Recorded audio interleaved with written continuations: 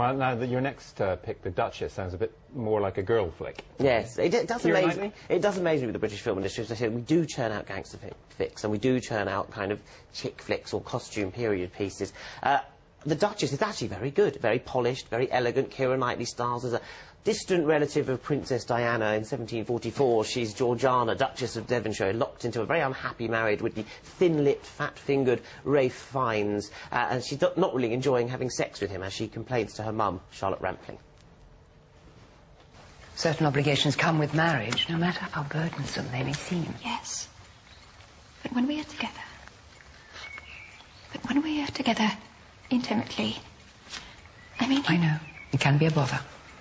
However, it is only until you've given him a son. Then the occasions will become fewer and less determined. I think it might feel different if he would talk to me every once in a while. I mean, it's not that he's unkind, but he never talks to me. I thought that he would be like Papa, that under his cool reserve there'd be a wealth of depth and sentiment, but he isn't interested in anything. Apart from his dogs.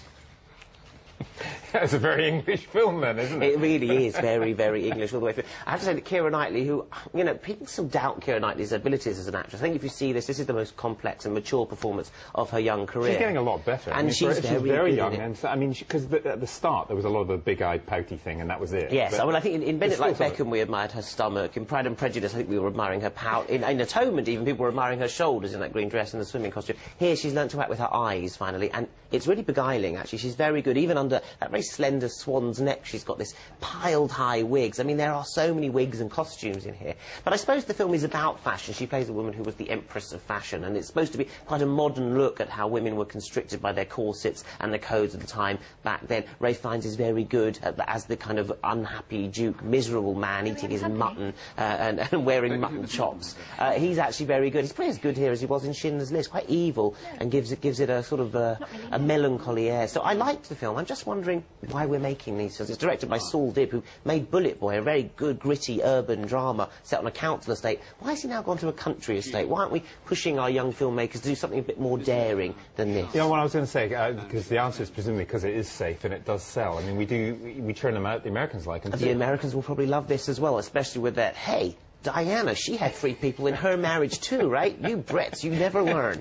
So that's what I fear is going to happen with this film. But I think any film with Keira Knightley, if she's acting, and Charlotte Rampling, and Ralph Fiennes can't be all Absolutely. that bad. It's my job. I sat there and I enjoyed it. It was polished, it was witty, it looked great. England looks fantastic, country houses look brilliant. I was just thinking, if it wasn't my job, and if I didn't go and see costume dramas, would this be the sort of film I would go and see?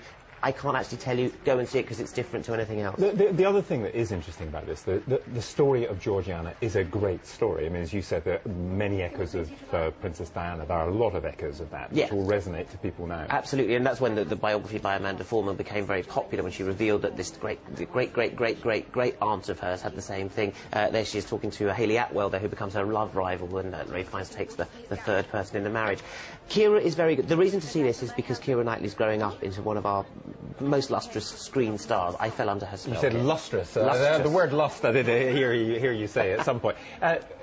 Pick of the week, and also best DVD, because for those of us who are not going out in this rain.